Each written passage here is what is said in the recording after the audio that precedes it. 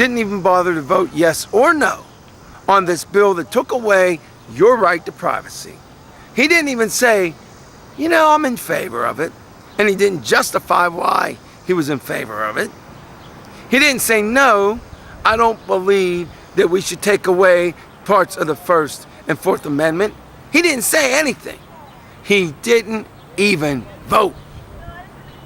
Now, those of you who may be supporting Barack Obama, which I also think is a good man. I think McCain is generally a good man, and Obama is generally a good man.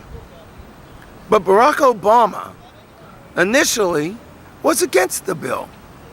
But because of some perceived compromise, Barack Obama, a Democrat, voted in favor of this bill that takes away your fundamental rights. Now, Senator Hillary Clinton, who of course was campaigning for office of president earlier this year, she voted in favor of this bill that takes away your rights. And many, many people in Congress. But it would be remiss for me not to let our conservative friends throughout America understand something. The conservatives always claim they are the protectors of freedom.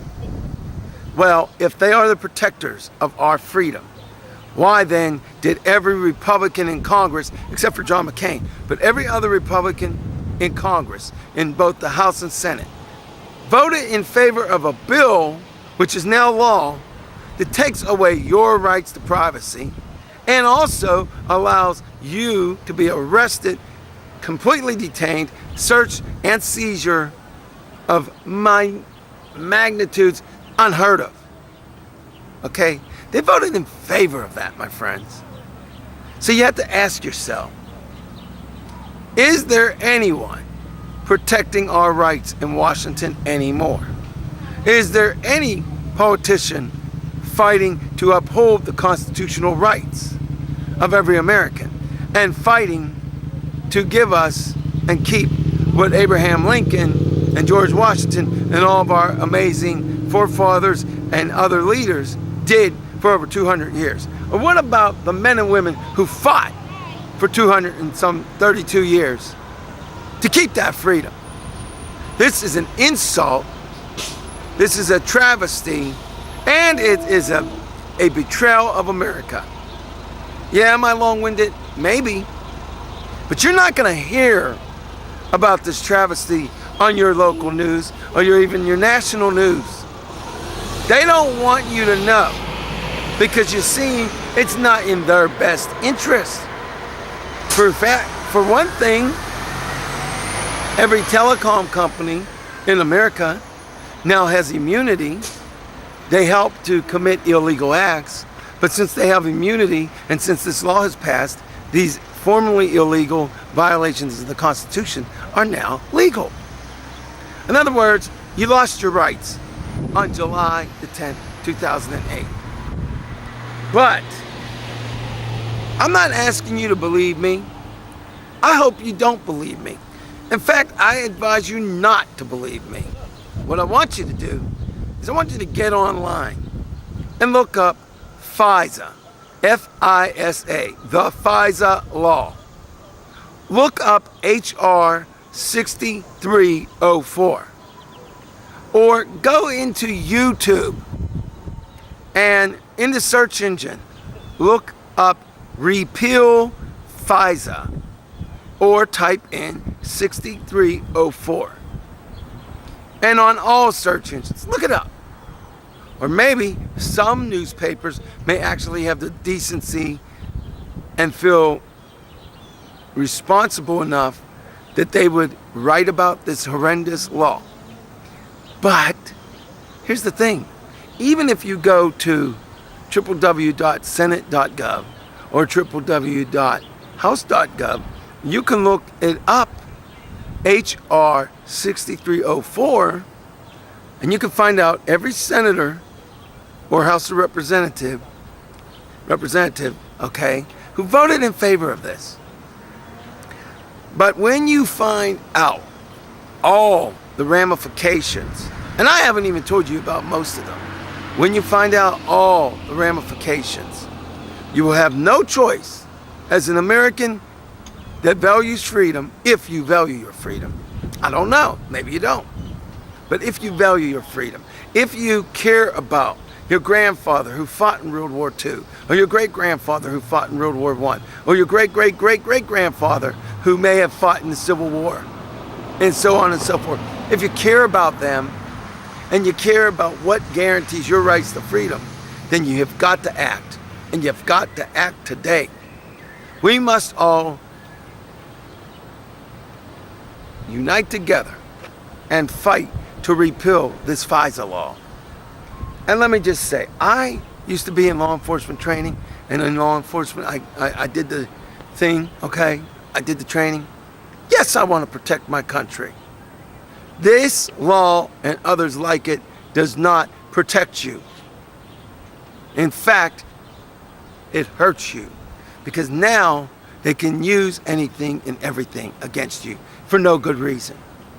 So, like a horror movie, we always want to see the big creature or the killer be done away with. We want the good guys to win, or good girls. We want the creature to lose, and we want the girl or the guy to be saved. Well, just like in the movies, there is one parallel. We can repeal the FISA law. We can change this. We can get back our First and Fourth Amendment rights. We can get back Habeas Corpus. But how do we do it? All of us must call our senators. All of us must call our representatives. We must email them. We must fax them. We must snail mail them. Whichever form of communication you use, you must do this, and you must do it every 2 weeks. Even if it's jotting down a reminder that you want FISA repealed, and you want your freedom and your privacy back. Now, I will tell you this. You may not think your vote counts, your opinion counts, or that they'll listen to you, especially when they're getting millions of dollars from telecom companies. You may not think they'll listen to you. I guarantee you that if enough of us do it and apply the pressure, every congressman and woman, every senator will listen. Because we are the owners of the United States of America. And the Congress are citizens also. Let's not forget that. But they are a group of citizens that took away the rights of over 300 million Americans. But to put that in perspective, I'm now going to end this audio part of the announcement. To put it in perspective, I'm going to present a quick video or a quick scene of the city that I'm in.